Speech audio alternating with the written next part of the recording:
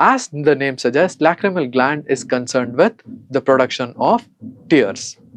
Lacrimal gland is divided into two major parts, orbital part and palpebral part.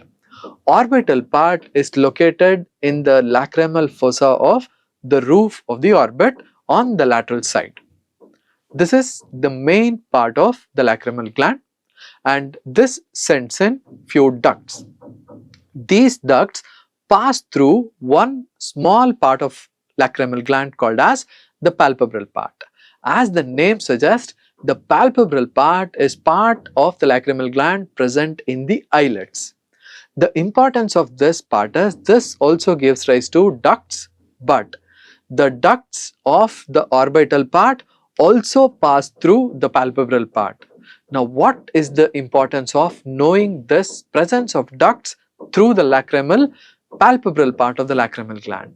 Remember, since all the ducts of the lacrimal gland pass through the palpebral part, removing just the palpebral part is as good as removing the entire lacrimal gland. This is because the ducts of the palpebral part as well as ducts of the orbital part pass through the palpebral part, right?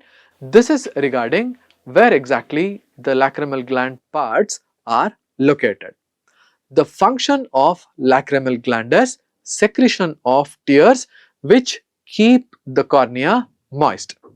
The composition of the tears is bactericidal. It also helps in performing the immune function of the protecting the structures of the eye, right?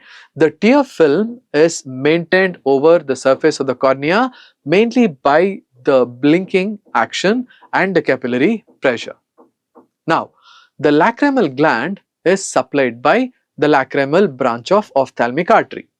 But more than its arterial supply, what we are concerned is with the innervation of lacrimal gland. This could be an important 5 marker for you.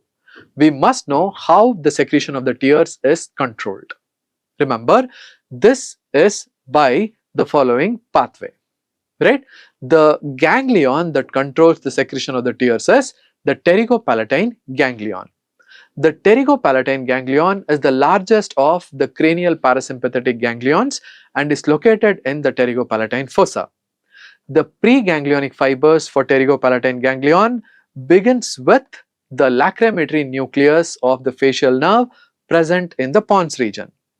The preganglionic fibers arise from the lacrimal nucleus, pass successively through the nervus intermedius or the sensory root of facial nerve, then through the trunk, then through the geniculate ganglion. The geniculate ganglion gives out the first branch, which is the greater petrosal nerve. So, the preganglionic fibers pass through the greater petrosal nerve. This joins with the deep petrosal nerve, forming the nerve of the pterygoid canal or Vidian's nerve. This nerve of the pterygoid canal ultimately relays in the pterygopalatine ganglion.